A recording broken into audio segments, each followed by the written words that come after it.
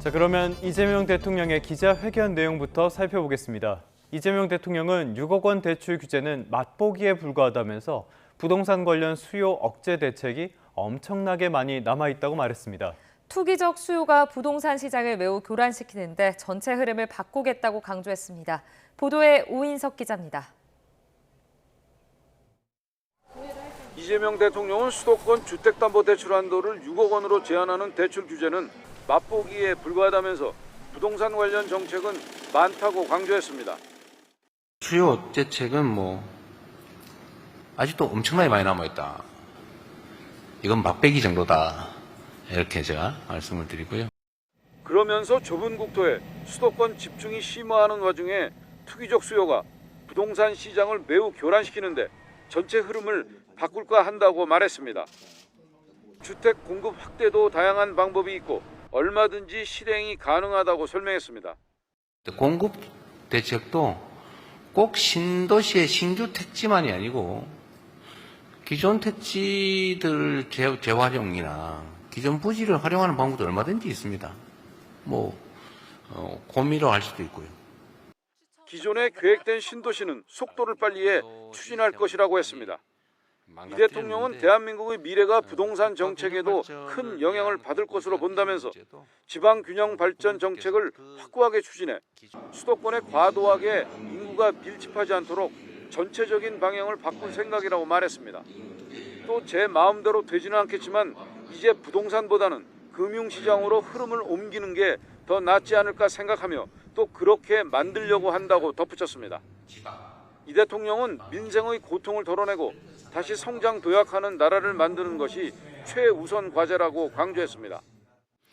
기술주도 성장이 강한 탄력을 받을 수 있도록 성장의 핵심 플랫폼인 자본시장 선진화를 통해 코스피 5천 시대를 준비해 가겠습니다. 또 무너진 민생 회복에 전력을 다하는 중이라며 국회에서의 신속한 추경안 통과로 경기 회복과 소비 진작의 마중물이 만들어지길 바란다고 말했습니다. YTN 오인석입니다. 이재명 대통령은 입법부와 행정부 독점으로 인한 정부 견제 기능 약화 우려에 대해서 국민이 선택한 건데 문제를 삼는 건 옳지 않다는 견해를 밝혔습니다. 현재 60% 지지율이 높지 않다며 더 낮은 자세로 지지받기 위해 노력하겠다고 했습니다. 공직사회를 만화 영화 로봇 태권브이에 비유해 관심을 끌기도 했습니다. 이종수 기자입니다. 이 대통령은 압도적 국회 다수 의석에 대통령 권한이 큰 상황이 문제 아니냐는 지적이 꽤 많이 있던데 이것은 국민의 선택이라고 했습니다. 여대 야소는 우리 국민께서 선택하신 건데 그거를 당신들의 문제다라고 지적하는 것은 옳지 않다고 생각해요. 그러면서 당장 내년 지방선거 심판을 기다리고 있다며 잘못하면 또 심판당할 것이라고 했습니다. 현재 60%에 달하는 지지율도 높지 않다고 봤습니다. 문재인 대통령은 80%였다고 하고 또 어디는 지금 저보다 훨씬 높았던 것 같더라고요. 한 달 후 좀 더 낮은 자세로 더 진지하게 국민들의 지지를 획득하기 위해서 인정을 받기 위해서 노력하겠습니다. 이 대통령은 공직사회가 영혼이 없다고 하지만 직업공무원은 지휘관에 따라 움직이도록 훈련돼 있다며 공직사회를 1970년대 인기 만화 영화 로봇 태권 V에 비유해 눈길을 끌었습니다. 공직사회는 로봇 태권브이 비슷해서 그 헤드에 조정관에 철수가 타면 철수처럼 행동하고 영희가 타면 영희처럼 행동하죠. 당초 예상 시간을 넘겨 2시간가량 진행된 첫 기자회견에서 이 대통령은 지역 풀뿌리 언론 기자 등 모두 15명의 질문에 답하면서 친밀감을 표시하고 격이 없는 대화를 시도했습니다. 너무 간절하게 보셔가지고 제가 안면이 좀 있어서. 이 대통령은 마무리 발언에서 공직자부터 솔선수범하고 국민께서 저력을 발휘해 주시면 이른 시간 내에 위기들을 다 극복하고 희망이 있는 세상을 향해 나아갈 것을 확신한다고 말했습니다. YTN 이종수입니다. 이재명 대통령은 이번 기자회견에서 지역 균형 발전에 대한 소신도 밝혔습니다. 지방과 중앙의 불균형 문제가 심각하다며 지방을 배려하는 수준을 넘어 우선하는 정책을 펴야 할 것 같다고 강조했습니다. 강진원 기자의 보도입니다. 이번 회견에서 지역을 대표하는 언론사 기자들은 지방의 여러 어려움과 관련한 질문을 던졌습니다. 구체적인 현안 외에 지방 소멸 위기도 화두로 꺼내들었습니다. 지역 균형 발전이 의도한 만큼 제대로 될 수 있을지는 좀 의문이 있다는 얘기도 나오는데요.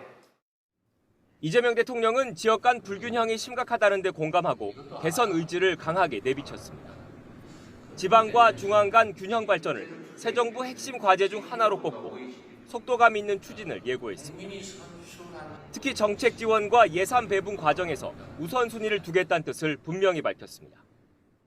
정책이나 또는 예산 배분이나 이런 데 있어서 지방을 배려하는 수준을 넘어서서 이제 지역 우선 정책을 해야 비로소 약간의 균형을 회복할 수 있지 않을까 싶어요. 회견 이후 직접 주재한 핵심 참모 회의에서도 국토 균형 발전 문제를 테이블 위에 올렸습니다. 지역 간 갈등 조짐인 해양수산부 이전에 대해선 부산으로 옮기는 게 적정하다고 못 박았습니다. 더 어려운 꼭 필요한 지역 부산으로 옮기는 문제에 대해서도 그 타당성에 대해서 많은 국민들이 공감하실 것으로 생각합니다. 국내 최대 해운사인 HMM 본사의 부산 이전과 동남권 투자은행의 신속한 설립도 지시했습니다. 이 대통령은 오늘은 광주에 이어 대전을 찾아 지역 주민과 직접 소통 행보에 나섭니다.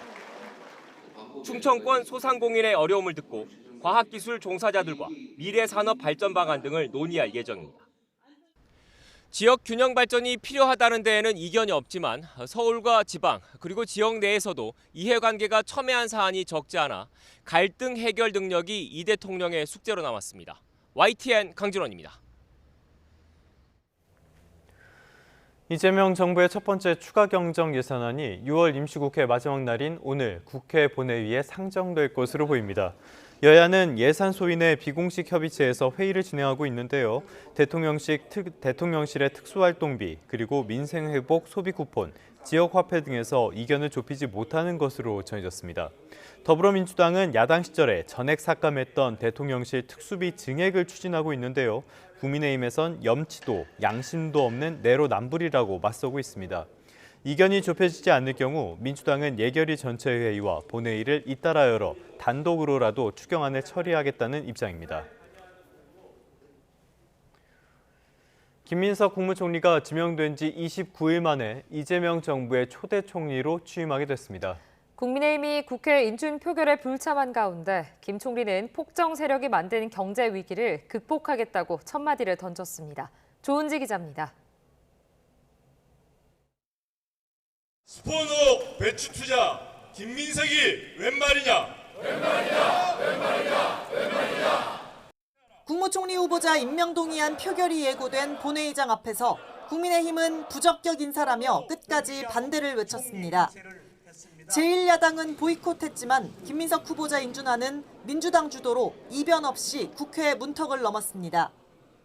가 173표, 부 3표, 무효 3표로서 가결되었음을 선포합니다.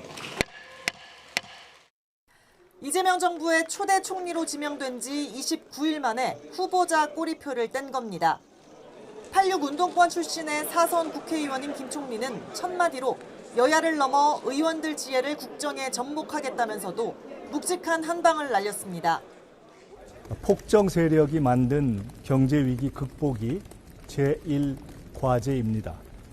대통령님의 참모장으로서 일찍 생각하고 먼저 챙기는 새벽 총리가 되겠습니다.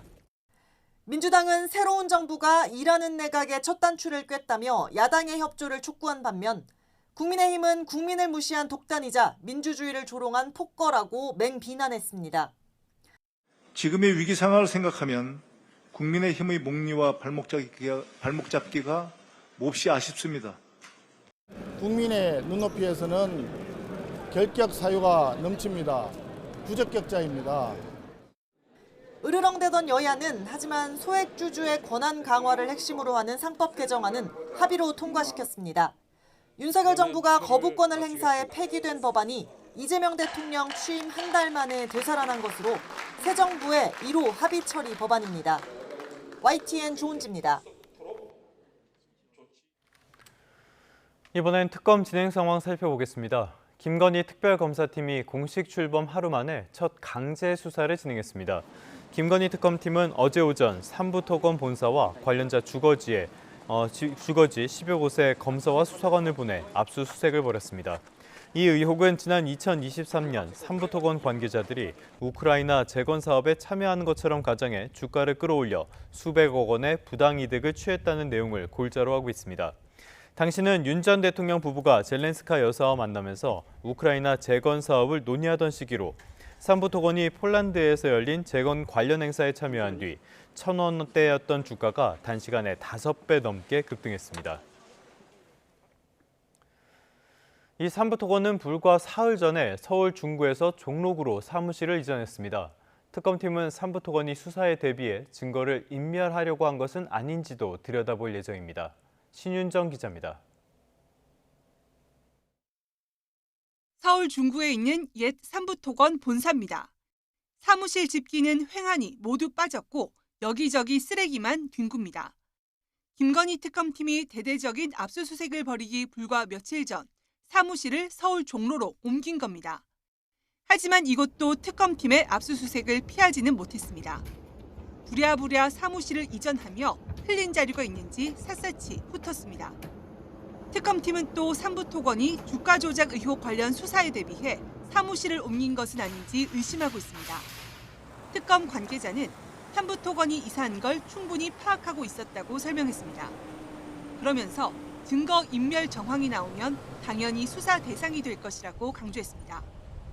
삼부토건은 이와 관련해 회사가 기업 회생 절차에 들어간 가운데 옛 사무실은 임대료가 비싸 더 저렴한 곳으로 이전한 것일 뿐 증거 인멸을 시도한 것은 전혀 아니라고 해명했습니다. YTN 신윤정입니다. 최상병 특검이 이종섭 전 국방부 장관 등 수사 외압 핵심 관련자들의 출국을 금지했습니다. 압수수색을 포함한 강제 수사 가능성도 내비쳤습니다. 류재복 기자입니다. 최상병 특검이 출국을 막은 대상자는 이종섭 전 국방부 장관과 김계환 전 해병대 사령관, 임성근 전 해병 1사단장과 이종호 전 블랙펄 인베스트먼트 대표 등입니다. 최상병 사망 사건 수사 외압과 이른바 임성근 구명 로비 의혹 등에 깊숙이 개입된 인물들입니다. 이종섭 전 국방부 장관은 지난 2023년 7월 최상병 순직 당시 윤석열 전 대통령과 통화한 뒤 해병대 수사단의 초동 수사 결과 결재를 번복했습니다. 이 과정에서 VIP 경로설과 수사 외압 등 의혹의 핵심으로 지목됐습니다. 지난해 3월 호주 대사에 임명돼 부임했다가 해외 도피 비판이 쏟아지자 열하루 만에 귀국했습니다. 저와 관련하여 제기됐던 여러 가지 의혹들에 대해서는 제가 이미 수차례에 걸쳐서 그러한 의혹들이 사실이 아니라는 점은 분명하게 말씀드렸기 때문에. 김계환 전 해병대 사령관은 당시 박정훈 수사단장에게 조사 결과에 경찰 이첩 보류를 명령해 압력을 행사했다는 의혹을 받았습니다. 제일 먼저 특검에 출석한 임성근 전 사단장은 자신의 혐의에 대해 입을 다물고 있어서 추가 조사가 불가피하다고 특검은 밝혔습니다. 김건희 여사 등에게 임성근 전 사단장 구명을 부탁했다는 의혹을 받는 이종호 전 대표도 수사를 피하기 어려울 것으로 보입니다. 압수수색 영장 청구 등 강제 수사 가능성이 커 보입니다. 특검은 또 오는 11일 박정훈 전 수사단장 항명 혐의 항소심부터 공소 유지를 맡게 됐다고 밝혔습니다. 특검은 박 대령이 억울하게 기소된 사건이라며 국방부로부터 사건을 넘겨받는 만큼 항소 취하 여부를 검토하겠다고 말했습니다. YTN 유재복입니다.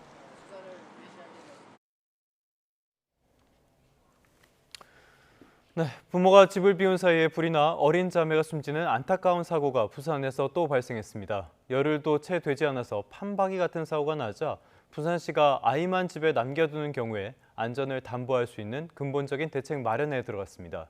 김종호 기자입니다. 발코니 밖으로 화염과 함께 검은 연기가 뿜어져 나옵니다. 부산 기장군 13층 아파트 6층 세대에서 불이 난 건 밤 11시쯤. 옆집에서도 이야기 됐을 때는 폭발음이 엄청 셌다. 관리소장 봤을 때는 밖으로 불꽃이 팍 나왔다가 터지고 나는데 불꽃이 또 안으로 싹 들어가가. 불길은 30여 분 만에 잡혔는데 현장에서 구조된 8살 언니와 6살 동생 자매는 결국 숨졌습니다. 중문 입구와 베란다 입구에서 각각 발견되었습니다. 그 발견 당시 심정지 상태였으며 부모는 사고 30분쯤 전에 아이들을 집에 데려다 놓고 외출해 당시 집에는 어른이 없었습니다. 불이 난 아파트는 지난 2003년에 건축 허가가 났습니다. 당시 법으로는 스프링클러 의무 설치 대상은 아닙니다. 합동 감식 결과 가동 중이던 거실 에어컨 주변에서 불이 시작됐고 에어컨이 연결된 콘센트 전선에 문제가 있었던 거로 보인다는 의견이 나왔습니다. 경찰은 에어컨과 전선 잔해 등을 정밀 감식해 정확한 경위를 파악할 예정입니다. 이번 사고는 지난달 24일 부산 부산진구 아파트에서 어린 자매가 화재로 숨진 사고와 판박이입니다. 당시에도 집에 부모 없이 아이들만 있었고 소방법상 스프링클러 의무 설치 대상이 아니라는 점 등이 같습니다. 잇따른 사고에 부산시는 부모가 아이를 집에 두고 나갈 경우 안전을 책임질 근본적인 대책 마련에 들어갔습니다. 아이들만 이게 남겨두고 나가는 일이 없도록 하는데 저희가 이 돌봄 지원 체계를 거기에 맞추어서 또 스프링클러가 없는 아파트를 전수조사하고 관련 조치도 시 차원에서 검토하기로 했습니다. YTN 김종호입니다. 기상청은 올해 제주도와 남부지방의 장마가 끝났다고 발표했습니다. 기상청은 북태평양 고기압이 장마 정체 전선을 북서쪽으로 밀어내면서 제주도와 남부지방이 장마 영향권을 벗어났다고 설명했습니다. 그러면서 제주는 지난달 26일, 남부는 이번 달 1일 장마가 끝난 것으로 분석했습니다. 제주도에서 장마가 6월에 끝난 건 관측 사상 이번이 처음입니다. 장마 기간도 제주와 남부지방이 각각 15일과 13일로 역대 두 번째로 짧았습니다. 네, 이렇게 연일 맹위를 떨치는 폭염에 야외에서 일하는 분들의 고충이 커지고 있습니다. 특히 야외 작업이 대부분인 농민들도 무더위에 사투를 벌이며 어려움을 겪고 있는데요. 박종혁 기자가 현장을 취재했습니다. 그늘 한 점 없는 도로공사 현장. 내리쬐는 태양 아래 쌓아놓은 철근에선 뜨거운 열기가 피어오릅니다. 폭염 속에서도 공사를 이어가는 작업자들은 선풍기가 달린 조끼를 입고 틈틈이 수분을 섭취합니다. 그래도 맹위를 떨치는 폭염을 이기긴 쉽지 않습니다.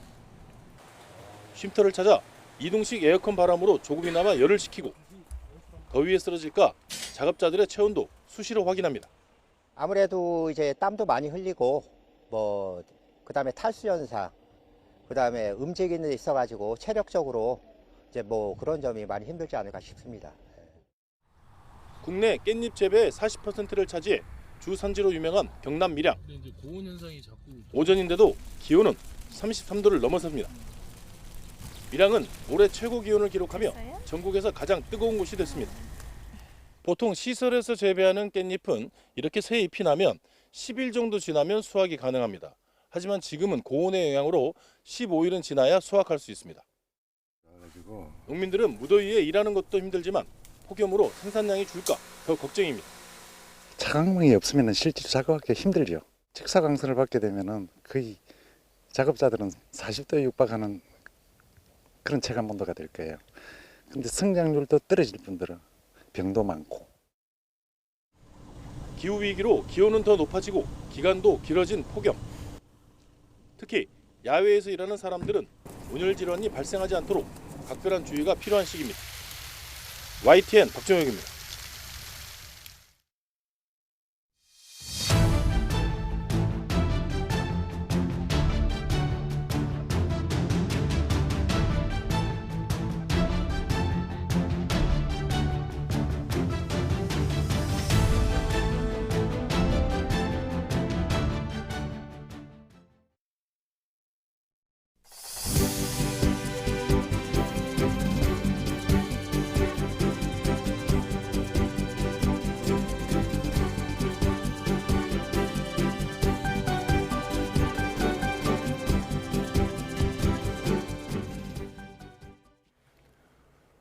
네, 다시 주요 뉴스 살펴보겠습니다. 어제 이재명 대통령이 취임 한 달을 맞아 2시간에 걸쳐 첫 기자회견을 열었습니다. 이 대통령은 국민이 하나로 모일 수 있도록 통합에 국정을 하겠다면서 야당과는 자주 만나겠다는 의지도 내비쳤습니다. 또 검찰개혁과 관련해선 자업자득이라며 추석까지는 개혁의 얼개가 나올 것이라고 말했습니다. 이동우 기자가 보도합니다.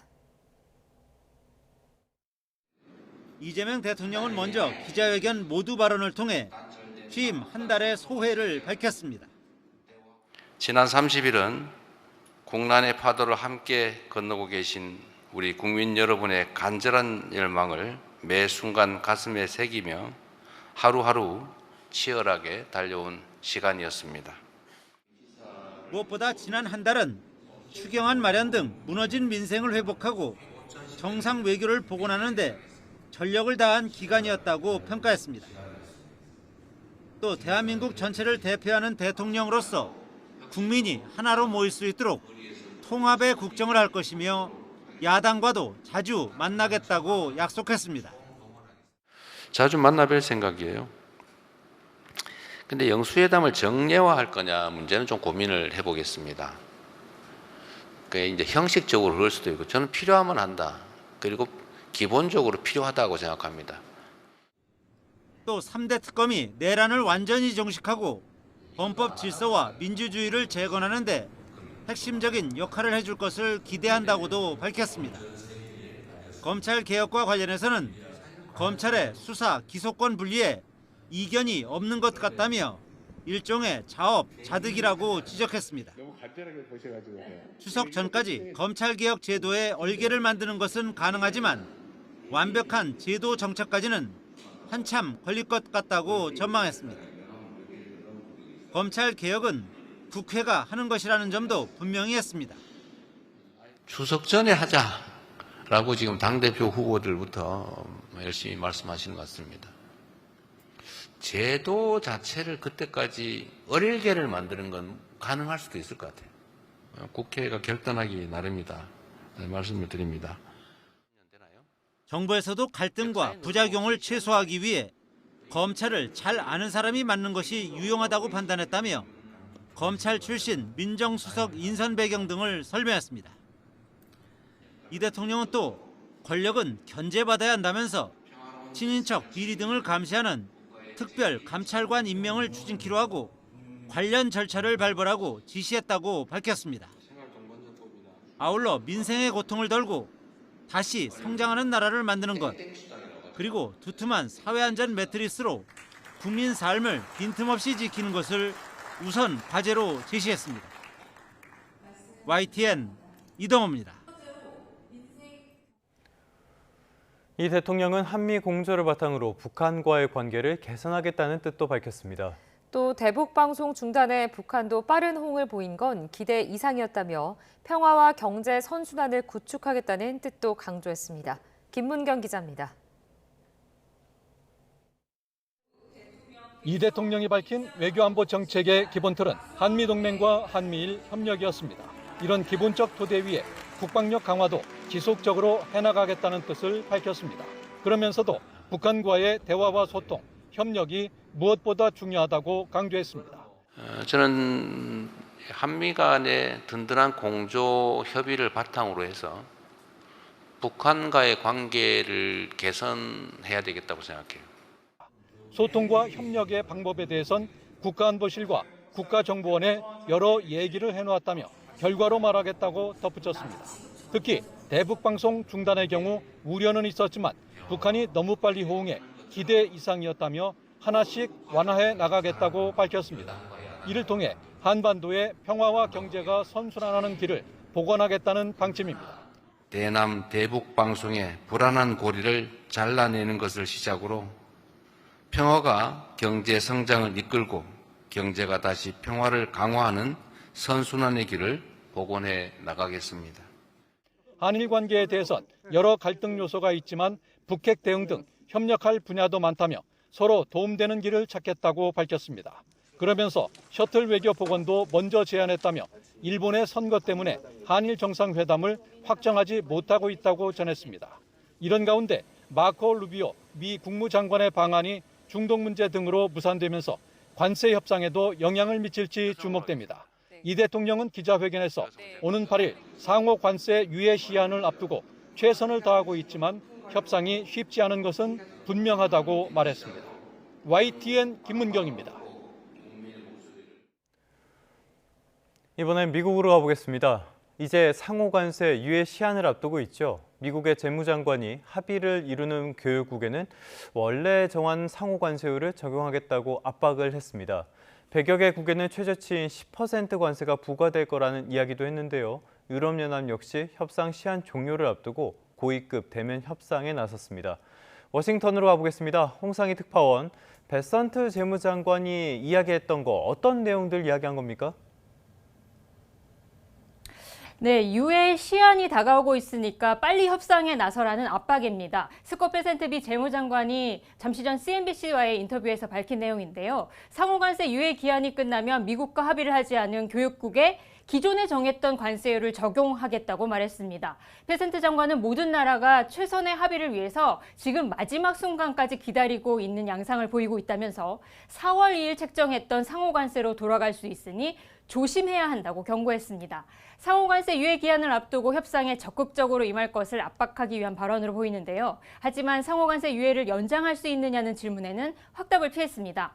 무역 상대국이 결승선을 통과해야 할 시점, 그러니까 미국과 합의를 해야 할 시점에 시간을 더 연장하겠다고 말하지는 않을 것이라면서도 각국이 선의로 협상에 임하는지는 트럼프 대통령이 판단할 것이라고 말했습니다.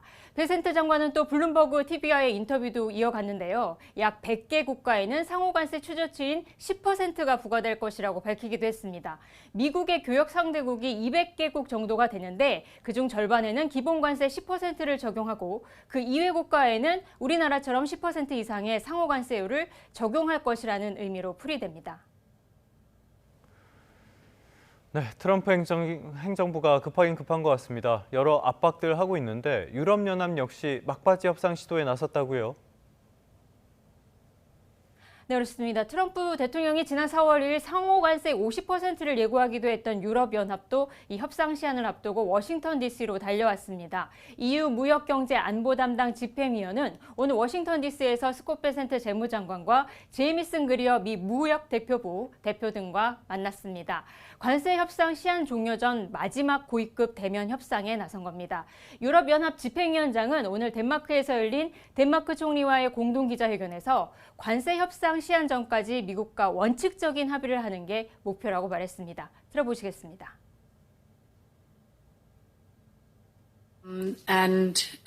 Indeed, what we are aiming at is an agreement in principle.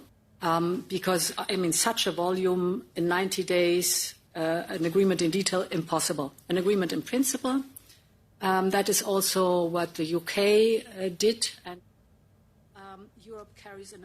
네, 앞서 협상을 타결한 영국처럼 10%의 상호관세를 유지하고 자동차, 철강 등 품목 관세에 대해서는 면제를 받아내는 게 목표라는 의도로 풀이됩니다. 집행위원장은 또 합의를 타결할 준비가 됐다면서도 불발할 경우 역시 대비하고 있다고 덧붙였습니다. 영국과 베트남에 이어 인도와의 협상 타결이 임박한 것으로 알려지고 있는데요. 우리 정부도 통상협의 재개를 노리고 있습니다. 지난주 미국을 찾았던 여한구 통상교섭본부장이 이번 주말 다시 워싱턴 DC에서 그리어 미국 USTR 대표 등과의 회담을 추진하고 있습니다. 지난달 새 정부가 출범했기 때문에 협상 시간이 충분하지 않았다는 점을 강조하고 이 상호관세 유예 시한 연장과 포괄적 협력을 위한 협상 시간이 필요하다는 점을 강조할 것으로 보입니다. 지금까지 워싱턴에서 전해드렸습니다.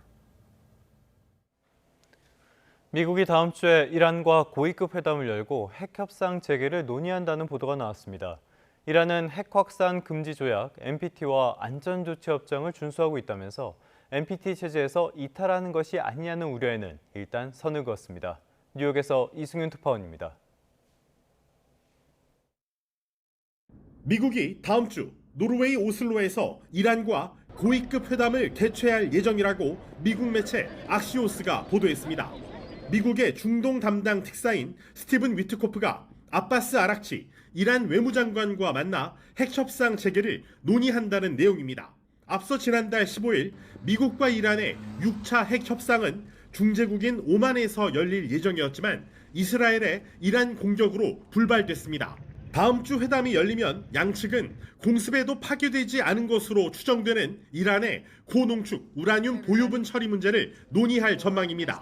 As we've made tremendous strides to this through Donald Trump's leadership, Iran cannot and will not have a nuclear weapon.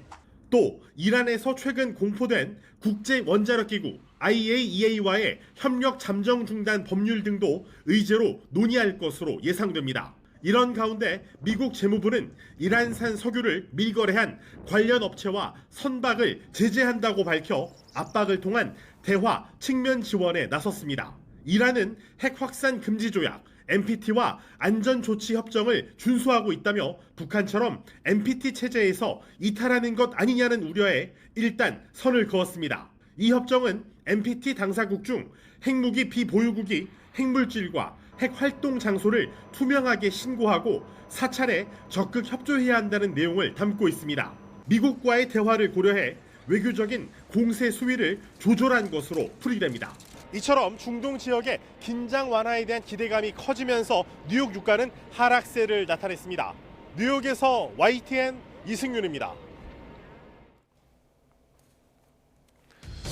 사건 사고 한 줄 뉴스입니다. 어제 저녁 7시 반쯤 경기도 광주시 역동에 있는 아파트 지하 1층에 주차된 차량에서 불이 나 20여 분 만에 꺼졌고요. 주민 40여 명이 대피했습니다. 어제 저녁 7시 40분쯤 충북 충주시 칠금동에 있는 버스터미널 근처에서 60대 남성 A씨가 몰던 택시가 다른 택시 5대와 승용차 1대를 잇따라 들이받아 3명이 경상으로 치료를 받고 있습니다. 수원지방검찰청은 만취 상태로 트럭을 몰다가 등교하던 여고생을 치고 달아난 혐의로 40대 남성 A씨를 재판에 넘겼습니다. 어제 오후 2시 45분쯤 전북 익산시 부송동의 아파트 8층 외벽에서 비상 상황에 대비해 밧줄 타는 연습을 하던 중 50대 남성 A씨가 추락해 병원으로 옮겨졌습니다. 지금까지 한 줄 뉴스였습니다. 네, 경기도 분당과 과천 아파트값이 한 주 만에 1% 안팎에 올라 7년 만에 최고 상승률을 보였습니다. 풍선 효과가 강해졌는데요. 6.27 부동산 대책의 영향으로 서울 아파트값 오름세는 주춤해졌습니다. 이승은 기자가 취재했습니다. 경기도 성남시 분당구. 정비 사업이 추진되는 순회동과 분당동 위주로 아파트값이 들썩이고 있습니다. 지난달 24일부터 일주일 새 아파트값이 1.17% 올랐습니다. 7년 6개월 만에 최고 상승률입니다. 아파트 평균 시세가 20억 원이 넘는 경기도 과천시도 일주일 새 0.98% 올랐습니다. 6년 10개월 만에 최고 상승률입니다. 풍선 효과는 더 커지고 있습니다. 서울 영등포구가 일주일 새 0.66% 오르며 2013년 통계 작성 이래 최고 상승률을 기록했습니다. 양천구도 5년 7개월 만에 최대폭으로 올랐습니다. 종로, 서대문, 동대문, 노원구도 아파트값 상승률이 확대됐습니다. 이번 조사는 강력한 6.27 부동산 대책 시행 이후 사흘의 기간이 포함돼 일부 정책 효과가 반영됐습니다. 서울 전체의 경우 0.4% 올라 8주 만에 상승폭이 줄어들었습니다. 그래도 22주 연속 상승세입니다. 성동구 0.89%, 마포구 0.85% 등 한강벨트와 강남권 아파트 매매 가격 상승률은 여전히 높았습니다. 이에 따라 지방 아파트값 감소세 지속에도 전국 아파트값 상승률은 0.07%로 4주 연속 올라갔습니다. 상대적으로 접근이 가능하고 정비사업이나 교통망 호재가 있는 경기도의 과천이라든지 성남 분당의 1, 2신도시 주변에 주간 변동률이 크게 뛰는 현상들이 동반되고 있어서 모니터링이 필요하다고 보여지긴 합니다. 정부는 부동산 시장 불법 행위 현장 점검을 서울 주요 지역에서 서울 전체와 과천, 분당 등 수도권 일부 지역으로 확대한다고 밝혔습니다. 국내 부동산 규제에서 상대적으로 자유로운 외국인 거래도 조사에 착수합니다. YTN 이승은입니다. 정부가 6.27 대출 규제를 피하기 위해 사업자 대출을 주택 거래에 활용하거나 고가주택을 편법 증여받는 사례가 있는지를 집중 점검합니다. 먼저 금융감독원은 사업자 대출의 용도 외 사용 점검을 대폭 강화하고 불법 행위가 적발될 경우 해당 대출금을 즉시 회수하기로 했습니다. 또 국세청은 자금 조달 계획서를 활용해 고가주택을 자금 출처를 정밀 분석하고 세금 신고가 적정하게 이뤄졌는지 검증한다는 방침입니다. 특히 부모로부터 취득자금을 편법 증여받거나 소득을 누락하는 등 탈루 사실이 확인될 경우 엄정하게 세무조사를 실시할 예정입니다. 발암물질 라돈이 검출된 매트리스 제조사 대진침대가 소비자들에게 위자료를 지급해야 한다는 판결이 대법원에서 처음으로 확정됐습니다. 재판부는 발암물질에 노출된 구매자에게 질병이 발생하지 않았더라도 정신적 피해를 배상해야 한다고 판단했습니다. 오승훈 기자가 보도합니다.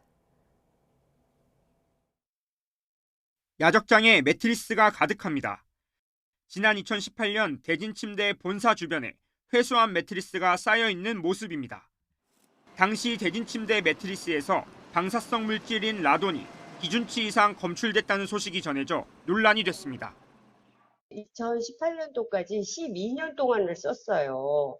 근데 그때부터 15년도부터 암을 수술하기 시작해서 저희 집사람은 침대를 사용한 이후부터 갑상선 물이 생겼는데 그것도 방사능의 영향이라고 저는 생각하고 있고요. 이용자들은 집단 소송에 나섰고 7년 만에 대진침대가 소비자들에게 위자료를 지급해야 한다는 대법원의 첫 판단이 나왔습니다. 대법원은 대진침대가 소비자 600여 명에게 매트리스 가격과 위자료 100만 원을 지급해야 한다고 판결한 원심을 확정했습니다. 재판부는 발암물질에 노출된 소비자들에게 질병이 발생하지 않았더라도 정신상 고통을 입은 것으로 평가할 수 있다고 선고 이유를 밝혔습니다. 또 오랜 잠복기 이후 소비자에게 질병이 발생할 경우 그 시점에는 발암물질로 인한 것인지 인과관계를 증명하는 게 어려워질 수 있다고 지적했습니다. 이 유해 물질을 강제적으로 섭취하거나 흡입하게 된 그런 소비자들한테 정신적 손해가 발생하였다라는 것을 대법원에서 좀 선언적으로 인정해 준 데 큰 의미가 있다고 생각합니다. 대진침대 측은 소송 과정에서 침대 판매 당시 정해진 법령을 준수했다며 고의나 과실이 없다고 주장했습니다. 손해배상 청구 소송을 진행 중인 피해자가 1,400여 명 정도 더 남아있는 것으로 확인돼 앞으로 재판 결과가 주목됩니다. YTN 오승훈입니다. 오늘도 종일 무더운 날씨가 예상됩니다. 밤낮 없는 더위 속에 전국 대부분 지역으로 폭염특보가 발령 중인데요. 지난 밤 사이에도 열기가 식지 못하고 현재 대부분 지역의 기온이 25도 안팎을 보이고 있습니다. 현재 서울 기온 25.7도, 청주도 25.7도, 강릉은 29.5도를 나타내고 있습니다. 낮 기온도 어제만큼 올라 무척 덥겠습니다. 서울 한낮 기온 31도, 전주 34도, 대구는 36도까지 오르겠습니다. 오늘 서울 등 중북부 지방은 흐린 가운데 정체전선의 영향으로 5에서 20mm의 산발적인 비가 벼락과 돌풍을 동반하며 내리겠고요. 일부 지역은 내일 아침까지 이어지는 곳도 있겠습니다. 반면 그 밖의 지역은 하늘이 대체로 맑겠고 자외선 지수가 높게 치솟겠습니다. 당분간 찜통더위와 열대야가 이어지는 가운데 휴일부터 월요일 사이 경기 북부와 영서 북부를 중심으로 또다시 장맛비가 내릴 전망입니다. 날씨였습니다.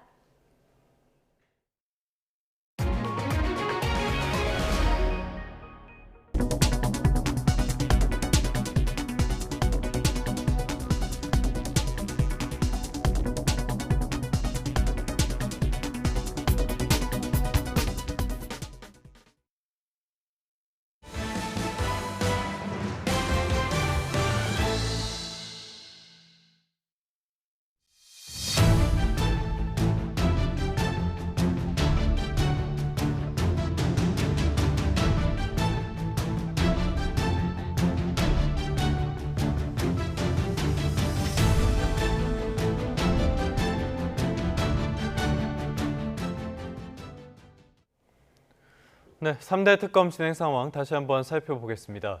내란 특검이 이번엔 김주현 전 대통령실 민정수석과 김성훈 전 경호처 차장을 소환했습니다. 내일 2차 조사를 앞두고 있는 윤석열 전 대통령에 대한 혐의 다직에 나선 것으로 보입니다. 구소본 기자가 보도합니다. 오전 9시 50분쯤 내란 특검이 있는 서울고등검찰청에 김주현 전 대통령실 민정수석이 들어섭니다. 20분 전인 9시 30분쯤에는 김성훈 전 경호처 차장도 출석했습니다. 두 사람은 쏟아지는 취재진의 질문을 모두 비껴가며 말을 아꼈습니다. 체포 저지 혐의 관련해서 오신 건가요? 체포 저지 관련한 체포 저지 관련 윤 대통령 지시 받았습니까? 한 말씀만 국무회의 관련해서 조사받으러 오신 거 맞나요? 네. 수사과 관련해서 조사받으러 오신 거 맞습니까? 특검팀은 김주현 전 수석을 상대로 비상계엄 선포와 해제 과정, 또 사후 선포문이 폐기된 경위 등을 집중 조사한 거로 전해졌습니다. 특검은 앞서 강희구 전 대통령실 부속실장으로부터 김 전 수석에게 비상계엄 관련 문서가 있는지 질문받았다는 취지의 진술을 확보하기도 했습니다. 이후 사후 계엄 선포문이 작성됐다가 폐기된 과정에 한덕수 전 총리 등이 개입했다는 의혹이 제기됐습니다. 특검팀은 또 윤 전 대통령의 법률 참모 역할을 한 김 전 수석을 상대로 계엄을 사전에 알았는지 또 계엄 선포에 관여했는지 등도 조사한 거로 알려졌습니다. 김 전 수석은 검찰이 김 여사 관련 수사를 한창 진행하던 시점에 심우정 총장과 비화폰으로 통화한 사실이 드러나 논란이 됐는데 이 부분도 수사 대상이 될 수 있습니다. 김성훈 전 차장을 상대로는 지난 1월 윤 전 대통령이 자신에 대한 체포 저지와 비화폰 기록 삭제 지시를 내렸는지 집중 추궁했을 거로 보입니다. 앞서 특검은 윤 전 대통령 1차 조사에서 관련 의혹을 조사하려 했지만 윤 전 대통령이 경찰 조사를 문제 삼아 조사실 입실을 거부하며 사실상 무산됐습니다. YTN 구수본입니다. 윤 전 대통령의 9번째 내란 재판에서 특검팀과 윤 전 대통령 측이 신경전이 다시 한번 벌어졌습니다. 툭하면 절차상 문제를 제기하고 있는 윤 전 대통령 측, 이번엔 사건 이첩을 따졌습니다. 김대근 기자가 전해드립니다. 9번째 내란 재판에 출석한 윤석열 전 대통령은 이번에도 입을 굳게 닫았습니다. 5일 특검 조사를 앞둔 윤 전 대통령에게 취재진의 질문이 쏟아졌지만 아무 답도 내놓지 않았습니다. 계엄 선포문 사후 작성 한 전 총리와 상의하셨습니까? 내란 우두머리 혐의를 받고 있는 윤석열 전 대통령 재판에는 내란 특검팀도 참석했습니다. 수사 과정 내내 특검과 윤 전 대통령이 신경전을 벌였는데 법정에서도 치고받는 공방전이 이어졌습니다. 사사건건 수사 과정을 문제 삼은 윤 전 대통령 측은 이번엔 사건 이첩을 따져 물었습니다. 특검은 특수본에 사건 인계를 요청했는데 특수본은 특검에 사건을 이첩했다면서 인계와 이첩은 다르다고 주장한 겁니다. 이첩 요구가 없는데도 사건을 이첩했으니 법률상 무효라고도 지적했습니다. 특검팀은 법과 상식에 비춰 납득할 수 없는 주장이라며 일축했습니다. 인계에는 이첩도 포함된다는 겁니다. 오는 5일 윤석열 전 대통령의 2차 소환 조사를 앞두고 특검과 윤 전 대통령 측의 기싸움도 고조되고 있습니다. YTN 김대근입니다.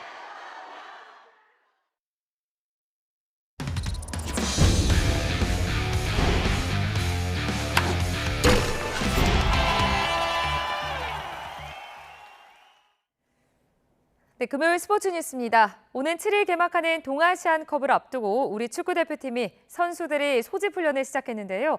홍명보 감독은 전쟁이 시작됐다는 비장한 말과 함께 월드컵 본선을 향한 옥석 가리기에 돌입했습니다. 허재원 기자입니다. 가만히 서 있기만 해도 땀이 비오듯 흘러내리는 무더위 속에도 대표팀 선수들의 표정에는 비장함마저 흐릅니다. 월드컵 본선을 향한 여정에 나서는 선수들의 굳은 각오는 홍명보 감독의 말 한마디로도 알 수 있습니다. 테스트라는 명목하에 저는 제가 보기에는 전쟁에 들어섰다고 생각이 듭니다. 7일 개막하는 동아시안컵은 내년 북중미 월드컵 본선 무대를 대비하는 첫걸음입니다. 국제축구연맹 FIFA가 정한 A매치 기간에 열리는 대회가 아니라서 K리그 선수들 중심으로 명단을 꾸렸습니다. 해외파 주축 선수들이 없을 때 눈도장을 찍기 위한 국내파들의 치열한 경쟁이 펼쳐질 텐데 이기형의 아들 이호재, 이을용의 아들 이태석 등 축구인 2세들의 각오는 더욱 뜨겁습니다. 자랑스럽고 대견하다는 말이랑 동시에 가서 너무 떨지 말고 제가 가지고 있는 실력 모두 다 뽐내고 왔으면 좋겠다라는 조언을 많이 해주셨습니다. 대를 이어서 또 월드컵이라는 큰 무대를 나가면 또 저한테도 그렇고 저희 가족들에게 정말 큰 영광이라 생각하고 있고요. 그 목표치에 갈 수 있도록 최대한 저도 잘 준비하도록 하겠습니다. 홍명보 감독 역시 아버지의 명성을 뛰어넘으려는 이들의 노력이 대표팀 전체에 긍정적인 효과를 불러일으킬 것으로 기대합니다. 아버지들의 어떤 명성을 아마 넘고 싶을 것 같아요. 굉장히 이 포지션 경쟁이 어느 포지션보다 치열하기 때문에 그 부분을 잘 얼마만큼 이겨낼 수 있을지. 무려 9명의 새 얼굴이 포함된 우리 대표팀은 오는 7일 중국을 상대로 동아시안컵 첫 경기를 치릅니다. YTN 허정원입니다.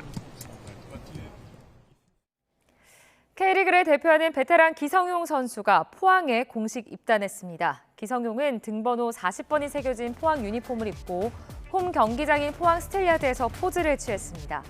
김기동 서울 감독의 전력 구상에서 제외되자 현역 연장 의사를 밝히고 포항에서 선수 생활을 이어가기로 했습니다. 기성용 선수의 각오 들어보시고요. 스포츠 뉴스는 다음 주에 다시 돌아오겠습니다. 포항 스텔리아드에 입단하게 돼서 굉장히 영광으로 생각하고요. 또 좋은 선수들과 또 좋은 감독님과 함께 남은 시즌 멋진 목표와 또 멋진 꿈을 가지고 도전하려고 여기 왔습니다.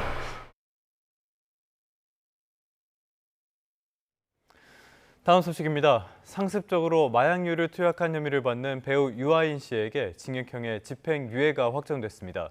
대법원이 원심 판결을 유지한 건데요. 정유진 기자가 보도합니다. 배우 유아인 씨는 지난 2020년 무려 180여 차례에 걸쳐 프로포폴 등을 상습 투약한 혐의로 재판에 넘겨졌습니다. 지난 2021년부터 2년여에 걸쳐 다른 사람 명의로 40번 넘게 수면제 1,100여 정을 불법 처방한 혐의도 받고 있습니다. 재판에 넘겨진 유 씨에 대해 1심 재판부는 징역 1년을 선고하고 법정 구속했습니다. 2심 판단은 달랐습니다. 징역 1년에 집행유예 2년을 선고했습니다. 2심 재판부는 유 씨가 오랫동안 우울증과 수면장애를 겪어 범행을 저지른 것으로 보인다고 설명했습니다. 이어 현재는 약물 의존을 상당 부분 극복했고 재범하지 않을 것을 다짐했다며 감형 이유를 설명했습니다. 대법원도 2심 판결을 유지해 유 씨는 징역 1년, 집행유예 2년형이 확정됐습니다. 상습적으로 마약류를 투약한 것이 확인되면서 유 씨는 활동을 전면 중단해왔습니다. YTN 정유진입니다.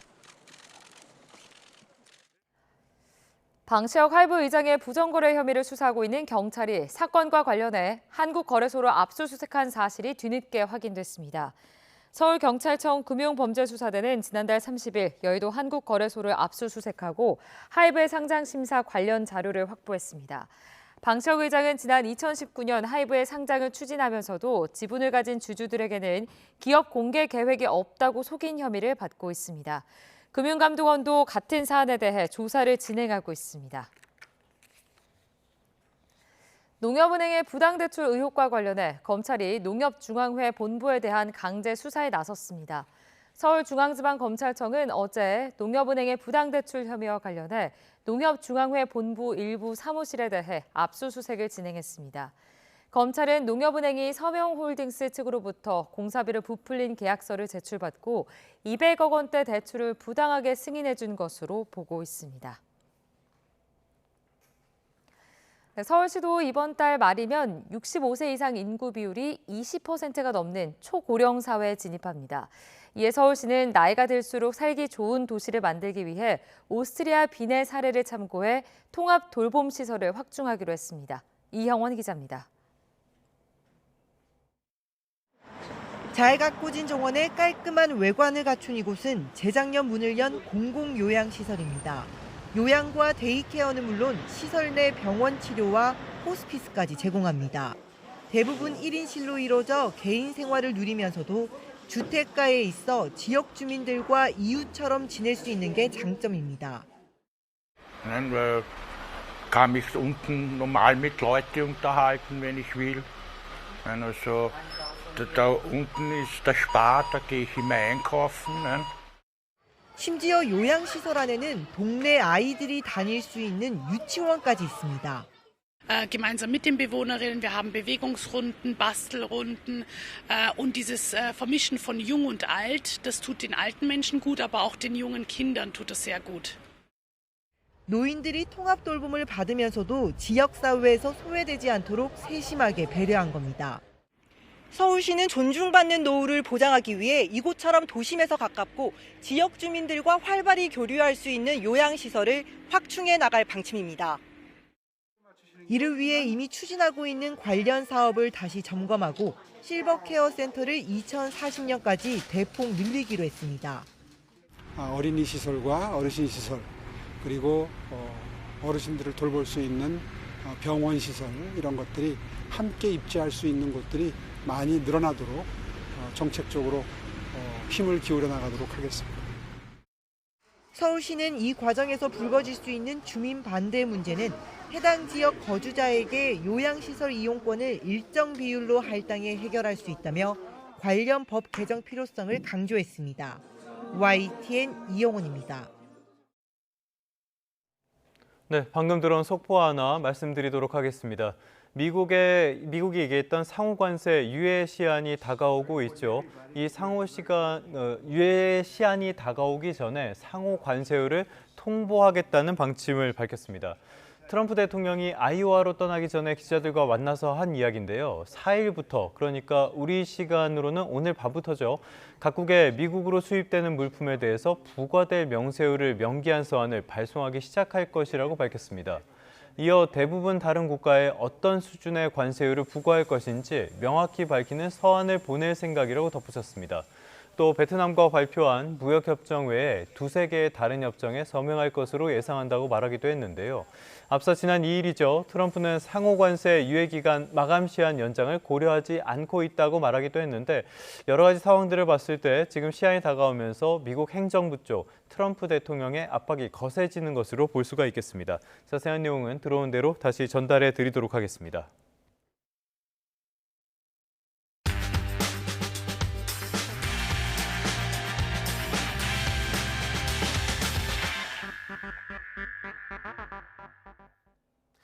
(7월 4일) 금요일 스타트 브리핑 시작합니다. 먼저 중앙일보입니다. 자영업자를 울리는 기상할증제를 다뤘습니다. 몇 도부터 폭염할증이 붙는지 배달 대행 업체마다 기준이 고무줄처럼 제각각이라고 합니다. 날씨에 따라 배달원에게 추가 요금을 내는 기상할증제, 먼저 도입한 배달앱 플랫폼들은 할증 요금을 직접 부담해왔습니다. 반면 배달 대행 업체들은 점주들에게 추가 수수료를 부과합니다. 폭우나 폭설로 할증이 붙는 경우는 전에도 있었습니다. 이젠 여름을 맞아서 폭염할증제도 도입이 됐는데 문제는 추가 금액이나 기준 온도가 업체별로 다 다르다는 겁니다. 자영업자들은 배달 플랫폼에 내는 수수료만 해도 이미 많이 나가는데 없던 할증까지 붙으니까 타격이 큽니다. 그렇다고 배달 대행 업체를 안 쓸 수도 없으니 울며 겨자 먹기인 상황입니다. 라이더와 자영업자들이 납득할 만한 명확한 기준을 만드는 게 중요하겠죠. 소상공인과 배달 대행 업체 사이에 대화 창구가 없다는 지적도 나오고 있습니다. 다음 기사 보겠습니다. 한국에서 센서스 인구주택 총조사가 시작된 지 이제 100년을 맞았습니다. 조사가 어떻게 이루어지는지 또 뭘 물어보고 어떤 항목은 빠졌는지 동아일보가 정리했습니다. 올해 인구주택 총조사는 오는 10월 22일부터 시작됩니다. 비대면 조사로 이루어지고요. 무응답자를 대상으로는 이후에 방문 면접이 진행됩니다. 조사 대상은 약 500만 가구, 항목은 55개입니다. 사회 변화에 맞게 새롭게 생기거나 수정된 항목도 있고 없어진 것도 있습니다. 결혼 언제 했는지 대신에 결혼할 건지 물어보는 게 대표적입니다. 다문화 가구나 외국인 대상으로 가구 내 사용 언어, 한국어 실력 조사도 이루어질 예정입니다. 또 가족 돌봄 시간도 항목으로 새롭게 추가됐고요. 가구주와의 관계 문항 답변에는 비혼 동거가 생겼고 출산 자녀 수와 자녀 출산 시기 등은 현장 조사 대상에서 제외됐습니다. 인구 조사 항목이 어떻게 달라졌는지를 보면 시대의 변화상이 보입니다. 6.25 전쟁 직후인 1955년에는 불구 상태, 또 남한 전입 시기 등을 물었고요. 1970년엔 전화기나 냉장고 등 가전을 가지고 있는지 확인했었죠. 인구주택 총조사는 국가의 주요 정책을 수립하는 토대가 됩니다. 통계청과 전문가들도 국민들의 적극적인 참여를 당부하고 있는데요. 자세한 내용은 관련 누리집에서 확인할 수 있습니다. 끝으로 조선일보입니다. 중국계 큰손 왕서방들이 한국에 몰리고 있다는 내용입니다. 명동의 초고가 건물 한 층, 약 550평을 통째로 임차해서 중국식 가게 8개를 짓겠다는 사람도 나왔습니다. 올 3분기부터 연말까지 6허, 중국인 단체 관광객들에 대해서 한시적으로 무비자 입국이 허용됩니다. 그러자 명동 등 6허들이 즐겨 찾는 주요 상권에 차이나머니가 쏠리고 있는 겁니다. 중국 면세업계나 여행사, 엔터테인먼트 기업들의 한국 투자도 활발합니다. SM엔터 2대 주주가 된 텐센트 뮤직은 SM과 손잡고 중편지에서 아이돌 그룹도 제작할 계획입니다. 중국인들은 의료관광 비자 사업에도 본격 진출하고 있고요. 또 부동산도 빼놓을 수가 없죠. 올 1월부터 4월까지 외국인의 국내 부동산 매매 건수 중에 거의 70%가 중국인 차지였습니다.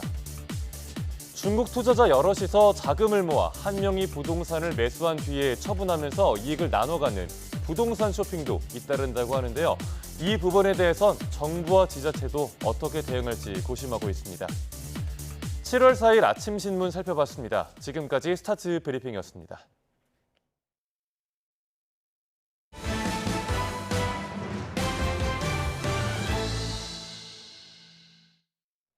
제주에서는 하우스 감귤이 본격 출하되고 있습니다. 이상기후에 지난해보다 수확량은 줄었지만 철저한 관리 덕분에 맛과 품질은 여전히 우수한데요. 농협 측은 다음 달까지 소비 촉진 행사를 이어갑니다. 고재영 기자의 보도입니다.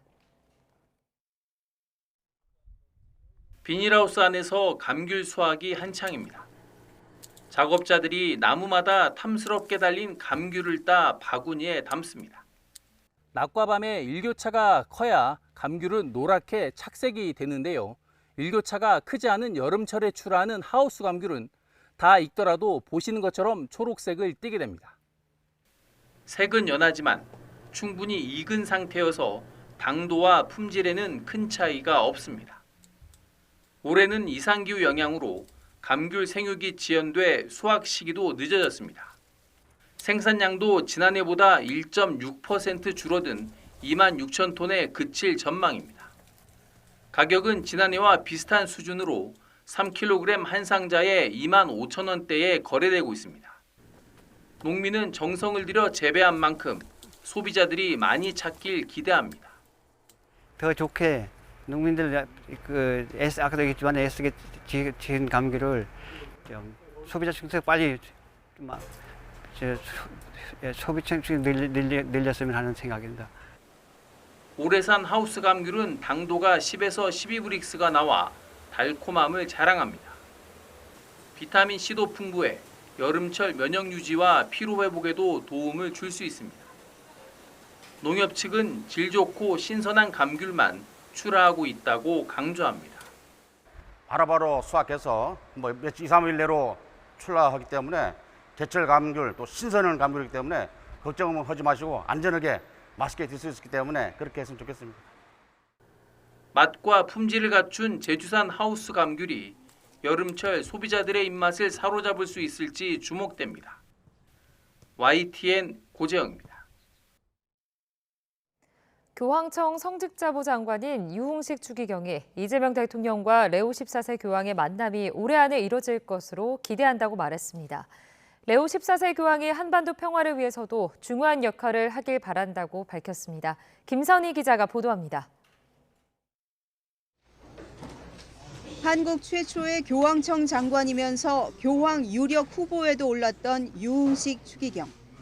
휴가를 맞아 한국을 방문한 자리에서 이재명 대통령과 레오 14세 교황의 만남이 올해 안에 이루어질 것으로 기대한다고 밝혔습니다. 유 추기경은 이 대통령에게 가능하면 올해 안에 교황을 뵀으면 좋겠다는 의견을 조심스럽게 전했다며 기대감을 나타냈습니다. 우리 대통령님께 가능하면 금년 중에 좀 교황청을 좀 방문하셔서 교황님을 뵀으면 좋겠다는 의견을 조심스럽게 의견을 드렸고요. 레오 14세 교황과는 업무상 자주 소통하는 등 아주 가까운 사이였다며 한반도 평화를 위해서도 중요한 역할을 할 것으로 내다봤습니다. 이 어려움을 극복하기 위해서 내가 북한을 가서 해서 가능하면 이 어려움을 덜어주는데 역할을 하고 싶다는 게 교황께서 말씀하셨어요. 유 추기경은 오는 2027년 열리는 서울 세계 청년대회에 관해서도 언급했습니다. 레오 14세 교황이 방한할 가능성이 큰 만큼 한국을 알릴 좋은 기회라고 말했습니다. 케이팝도 굉장히 크잖아요. 케이팝도 이제 우리한테는 이제 크게 될 수 있고, 그러면서 또 하나는 지금 IA가 이게 한국이 굉장히 발전했기 때문에 아마 5년 임기로 성직자부 장관 임명을 받은 유 추기경은 내년 임기가 종료되고 교황의 명에 따라 교황청을 떠나거나 유임될 수 있습니다. 유 추기경은 새로운 한국인 추기경이 나올지에 대해서는 올해 말쯤 적당한 때에 추가로 임명될 가능성이 있다고 예상했습니다. YTN 김선희입니다. 네, 간밤 뉴욕 증시는 현지 시각으로 오후 1시 조기 마감이었습니다. 짧은 시간이었는데요. 그래도 탄탄한 모습을 연출했습니다. 3대 지수 모두 오름세로 거래를 마쳤고요. 다우는 0.77%, S&P 500과 나스닥은 각각 0.83%, 1.02% 올랐습니다. S&P 500과 나스닥은 간밤에도 사상 최고치를 기록했습니다. 무엇보다 고용 지표가 시장에 가장 큰 영향을 미쳤습니다. 6월 비농업 부문 고용이 한 달 전보다 14만 7천 명 증가한 것으로 나타났는데요. 시장 예상치는 11만 명이었으니까 트럼프의 관세 정책에 따른 불확실성에도 이른바 서프라이즈가 나온 셈입니다. 주간 신규 실업보험 청구 건수도 23만 3천 건으로 전망치를 밑돌았습니다. 일단 시장은 긍정적인 평가를 내놨습니다. 경제 회복력이 여전하다는 건데요. 다만 고용이 생각보다 탄탄하다는 건 연방준비제도가 기준금리를 낮출 이유가 또 하나 사라졌다는 뜻이 되기도 합니다. 또 이번 지표를 뜯어보면 주와 지방정부 일자리가 대폭 늘어난 영향이 컸습니다. 그렇기 때문에 일종의 착시 효과가 있었을 뿐 고용 환경이 나빠지긴 했다는 분석도 나옵니다. 앞으로 시장에 영향을 미칠 만한 소식도 살펴보겠습니다. 트럼프의 메가 법안인 하나의 크고 아름다운 법안 OBBBA가 하원 문턱도 넘어섰습니다. 대통령의 서명 절차만 남겨뒀는데요. 감사나 불법 이민자 단속 같은 국정 의제가 폭넓게 담겨 있죠. 트럼프는 이 법안을 통해서 미국을 다시 위대하게 하겠다고 주장하고 있는데 불안한 점도 많습니다. 당장 위기 상황인 미국의 재정 적자에 영향을 미칠 수밖에 없고요. 취약계층에 대한 복지 축소 가능성도 담겨 있습니다. 내년 중간선거에 영향이 불가피할 것 같습니다. 상호관세 유예 시한을 앞두고 상대국에 대한 압박도 거세지고 있습니다. 데선트 재무장관은 유예 기간이 끝나면 4월에 발표한 관세율로 돌아갈 수도 있다면서 조심하라고 경고했습니다. 이 정책이 미국에 도움이 되는 걸까요? 성적표를 보니까 5월 미국의 무역수지 적자는 715억 달러로 한 달 전보다 19% 가까이 급증했습니다. 수입은 그대로인데 수출이 늘었기 때문입니다. 조금 더 지켜보긴 해야겠지만 당장 나오는 지표로는 관세가 무역 불균형을 해소한 효과는 딱 한 달 만에 사라진 것 같습니다. 간밤에 눈에 띄었던 종목으로는 코어위브를 꼽아봤습니다. 미국의 클라우드 컴퓨팅 기업인데요. 특히 인공지능에 특화된 GPU 클라우드 서비스로 유명합니다. GPU라고 말씀을 드리면 떠오르는 기업이 있죠. 바로 엔비디아입니다. 실제로 두 회사는 특수 관계이기도 합니다. 엔비디아가 코어위브의 지분 7%를 갖고 있기 때문인데요. 이 코어위브가 엔비디아의 최신 인공지능 칩을 처음으로 공급받아서 클라우드 서비스를 출시한다고 밝혔습니다. 좋은 소식이죠? 주가는 8% 넘게 급등했습니다. 4일 우리 시간으로 오늘 밤 뉴욕 증시는 독립기념일 휴장입니다. 금요일 밤 푹 쉬시고요. 다음 주를 대비하시길 바랍니다. 지금까지 3분 뉴욕 증시였습니다. 연일 낮에는 찜통더위가 밤에는 열대야가 기승입니다. 이에 따라 전국 대부분 지역으로 폭염특보가 발령 중인데요. 지난 밤 사이에도 열기가 식지 못하고 현재 대부분 지역의 기온이 25도 안팎을 보이고 있습니다. 현재 서울 기온 25.7도, 대구도 25.7도, 강릉은 29.5도를 보이고 있습니다. 낮 기온도 어제만큼 올라 무척 덥겠습니다. 서울 한낮 기온 31도, 전주 34도, 대구는 36도까지 오르겠습니다. 오늘 서울 등 중북부 지방은 흐린 가운데 정체 전선의 영향으로 5에서 20mm의 산발적인 비가 벼락과 돌풍을 동반하며 내리겠고요. 일부 지역은 내일 아침까지 이어지는 곳도 있겠습니다. 반면 그 밖의 지역은 하늘이 대체로 맑겠고 자외선 지수가 높게 치솟겠습니다. 당분간 찜통더위와 열대야가 이어지는 가운데 휴일부터 월요일 사이 경기 북부와 영서 북부를 중심으로 또다시 장맛비가 내릴 전망입니다. 날씨였습니다. 뉴스타즈 3부 잠시 뒤에 이어집니다.